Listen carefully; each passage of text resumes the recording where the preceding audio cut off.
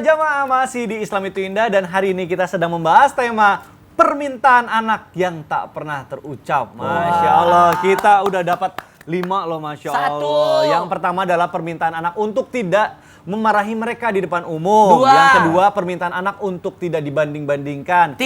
Yang ketiga, permintaan anak untuk memilih sesuai keinginannya. Yang keempat, permintaan anak untuk tidak diungkit-ungkit kesalahan yang lalu. Yang kelima, permintaan anak untuk ditemani ketika merasa kurang diperhatikan atau sedang sendiri. Masya Allah, udah dapat 5 ya? nih. Hebat ya, Masya Allah. Hebat apal maksudnya? Iya hebat, soalnya dibantuin juga sama Vira. Makasih Vira. Ustadz Maulana, apa nih izin bertanya nih, selanjutnya berarti yang ke-6 Ustadz Maulana. Anak yang permintaan anak yang nggak pernah terucap ke orang tua itu adalah katanya anak itu kadang malu kalau misalnya dia udah puber atau akil balik gitu ya, mau cerita itu. Misalnya kalau misalnya perempuan kan ada menstruasi, kalau laki-laki itu mohon maaf ada mimpi basah gitu ya. Nah kadang anak itu memang ya jujur lah suka, kita juga merasa aduh gimana ya ceritanya, gimana cara memulainya gitu ya. Nah itu bagaimana sebaiknya orang tua menyikapi anak yang memang sudah mau masuk ke masa-masa puber ini, Ustadz Maulana pasti udah yakin.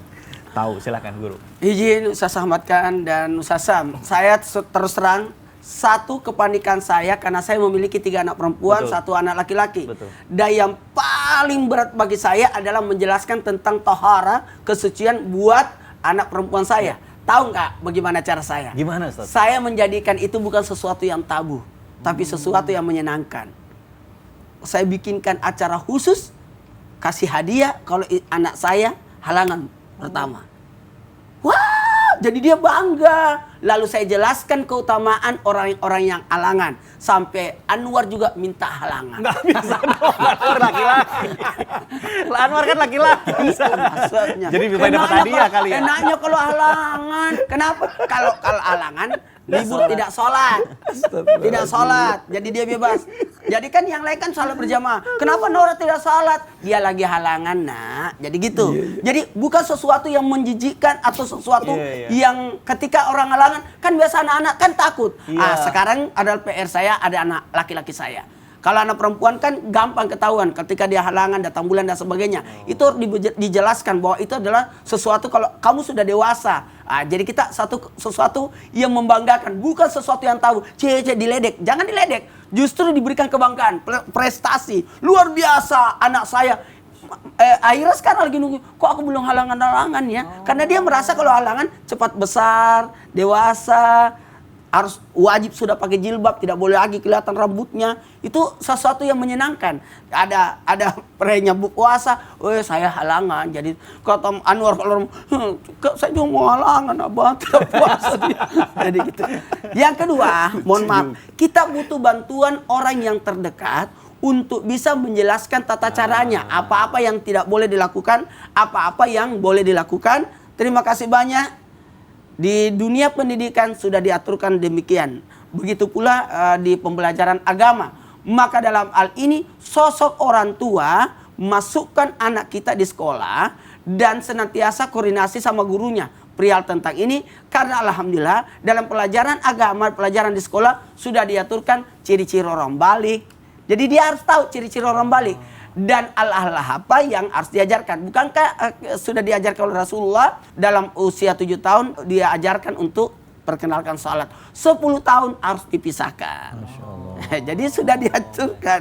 Baik, Masya Allah. Terima kasih Ustadz Maulana, Masya Allah penjelasannya. Baik jamaah Islam itu Indah yang dirahmati Allah, selanjutnya kita akan melanjutkan pembahasan kita nih mengenai hal-hal yang permintaan anak yang tidak pernah terucap kepada orang tuanya. Selanjutnya saya mau ke Ustadz Syam dulu nih. Ustadz Syam, apa nih? Izin bertanya lagi nih. Permintaan anak yang nggak pernah terucap yang ke-8 ini adalah untuk bisa terbuka atau jujur di saat anak ini mengalami masalah misalnya di sekolah, di lingkungan. Karena jujur saya waktu SMP atau sampai ke SMA itu pernah mengalami misalnya pembulian gitu ya. Dibully tentang apa? Sama senior. Dulu maksudnya ada senioritas, kayak saya mau masuk basket gitu ada senioritas kayak gitu, di pembulian gitu ya. Nah itu mau cerita ke orang tua itu agak-agak gak berani gitu ya. Bismillahirrahmanirrahim. Tabi guruku Ustaz Ahmad, Ustaz Maulana, Mas Mikdad serta guru-guru kami yang dimuliakan Allah Subhanahu wa taala. Kembali lagi di luar sana yang menyaksikan Islam itu indah, banyak pakar daripada parenting. Banyak pakar psikologi anak, subhanallah, dan para ulama yang sedang menyaksikan Islam itu indah. Namun tanpa bermaksud menggurui ataupun mengajari, jikalau ingin daripada seseorang berlaku jujur kepada kita, maka kita duluan yang berlaku jujur terhadap mereka. Bukan berarti orang tua menceritakan masa lalu kelamnya terhadap anak, jangan. Karena menceritakan masa lalu kelam terhadap anak akan menjadi dalil bagi anak. Papa juga gitu dulu, mama juga gitu dulu, subhanallah. Jangan sampai menceritakan aib masa lalu kita terhadap anak-anak kita, apalagi dengan bangganya. Maka kejujuran yang dimaksud di sini adalah seseorang yang berlaku jujur di hadapan Allah Subhanahu wa taala, kemudian dia jujur terhadap dirinya sendiri dan dia jujur terhadap orang lain. Maka orang tua meneladankan kejujuran terhadap anak. Bagaimana seorang ayah jujur kepada istrinya, seorang ibu jujur kepada suaminya, maka akan dicontoh oleh seorang anak. Yang kedua, maka seorang orang tua mestilah tanpa bermaksud menggurui ataupun mengajari bertanya tentang keadaan anak.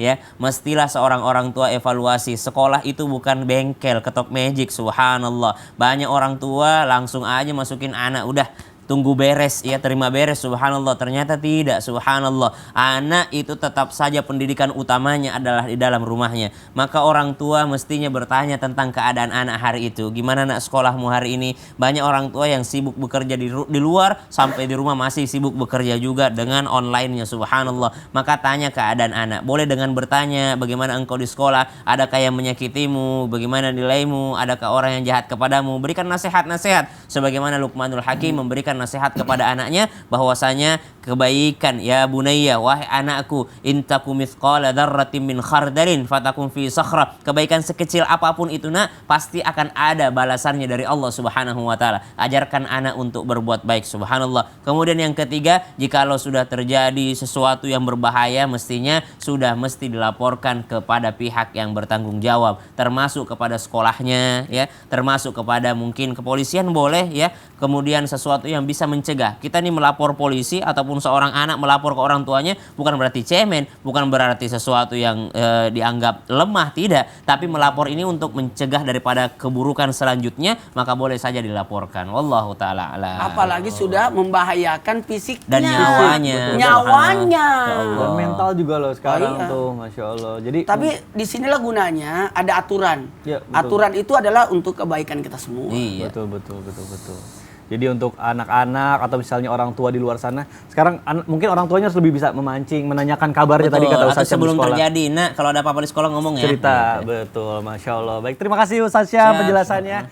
Baik jamaah Islam itu indah yang dirahmati Allah, masya Allah sudah banyak sekali nih pertanyaan yang sepertinya pasti pengen dijawabkan sama guru-guru kita. Makanya sekarang langsung aja kita masuk ke segmen Tanya Dong Ustadz. Kami semua tanya dong Ustadz. Masya Allah, terima kasih jamaah yang sudah mengirimkan pertanyaannya melalui media sosial kita.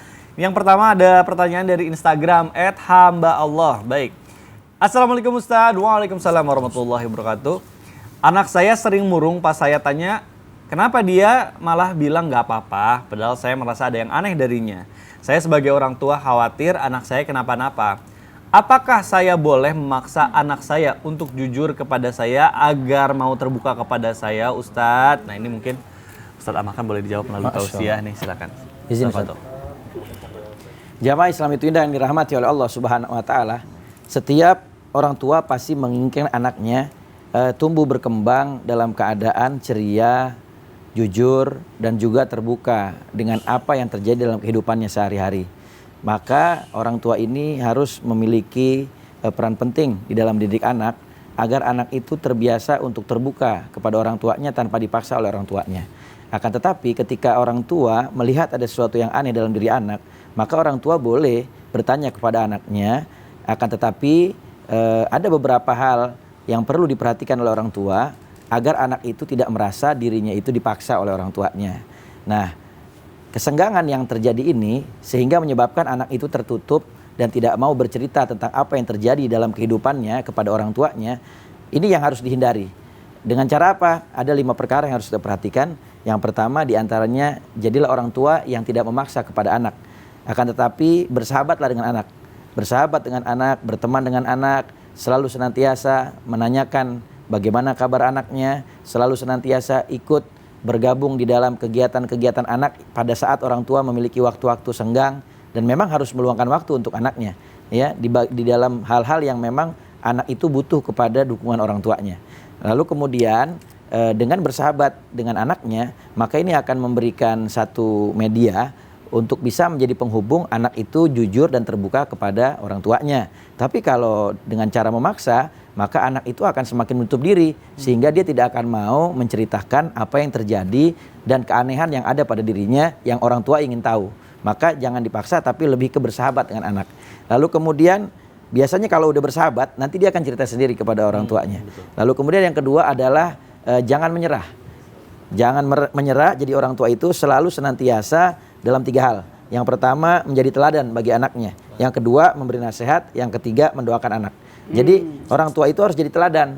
Jadi jangan katakan kepada anak itu, sholat kamu. Kalau tidak, kamu akan masuk neraka. Tapi katakan kepada anak, yuk kita sholat berjamaah, biar kita bareng-bareng masuk surganya Allah Subhanahu Wa Taala. Begitu. Lebih ke contoh. Kenapa? Karena kata Imam Ghazali dalam kitab Bidayatul Hidayah, beliau katakan lisanul hal afsah min lisanil maqal. Praktek itu lebih mujarab, lebih manjur dari sekedar cuman teori. Kalau orang tuanya nyuruh anaknya sholat tapi tidak mencontohkan, nanti akhirnya anak akan membalikan ucapan orang tua. Bapak aja nggak sholat, masa saya disuruh sholat? Akhirnya orang tua bingung. Maka jangan menyerah. Orang tua jangan menyerah dalam 3 hal. Yang pertama, menjadi contoh, jadi suri tauladan, panutan. Yang kedua, memberi nasihat.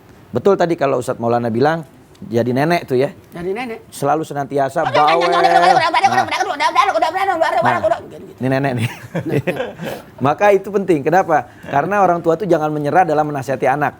Ya, sekalipun sudah sering dinasihati. Ingat, batu yang begitu keras, tapi kalau sering kali dia tercucur air hujan atau tertimpa air, maka lama-lama dia akan hancur juga. Begitu juga hati, ketika terus dinasihati, maka insya Allah dia akan mengikuti apa yang menjadi pesan dan nasihat dari orang tuanya. Jadi jangan bosan, jangan menyerah untuk menasihati anak. Yang ketiga, jangan menyerah untuk mendoakan anak. Doakan anak agar mendapat taufik hidayah dari Allah Subhanahu Wa Taala, agar mau terbuka dan jujur menceritakan apa yang dialami. Yang ketiga, orang tua itu jangan mengkritik anak, tapi lebih ke memberi apresiasi. Ya, jangan dikritik, tapi lebih diberi apresiasi. Misalnya, perbuatan kamu hari ini bagus, tapi ada yang kurang. Mesti kamu perhatikan. Kayaknya kalau kamu buat seperti ini akan lebih bagus deh, gitu. Jadi bahasa-bahasa yang memberi apresiasi, maka itu akan lebih senangi anak sehingga anak itu nanti tidak akan ada kesenggangan dengan orang tua. Lalu kemudian yang keempat, dengarkan keluhan mereka. Ya, jangan orang tua maunya didengerin, tapi dia nggak mau dengerin anak. Nah, ini kesalahan kebanyakan orang tua. Jadilah orang tua yang pendengar baik terhadap apa yang dikeluhkan anaknya. Dan yang terakhir sebagai penutup, maka orang tua itu kalau mau anaknya terbuka, maka selalu senantiasa ikut bersama dengan atau membicarakan sesuatu yang menjadi favorit anak. Misalnya anak itu sukanya apa, sepak bola atau basket, maka orang tua bicarakan itu. Gimana pertandingan sepak bola kemarin di sekolahan? Kamu menang nggak? Gimana? Berapa golnya? Nah, itu anak itu akan merasa senang ketika diajak bicara tentang favorit atau kesukaan mereka. Sehingga nanti mereka itu akan berteman, bersahabat, dan pada akhirnya nggak perlu dipaksa, akan menceritakan segala sesuatunya kepada orang tua. Wallahu a'lam bishawab. Jadi supaya anak jadi terbuka, jadi sahabat, jangan menyerah, apresiasi, menjadi pendengar, berikan sesuatu yang menyenangkan. Masya Allah. Baik, Masya Allah jamaah. Nanti kita akan kembali lagi. Tentunya kita akan menjawab pertanyaan dari jamaah. Tetap di Islami Tinda. Jamaah, oh jamaah. Alhamdulillah. Masya Allah.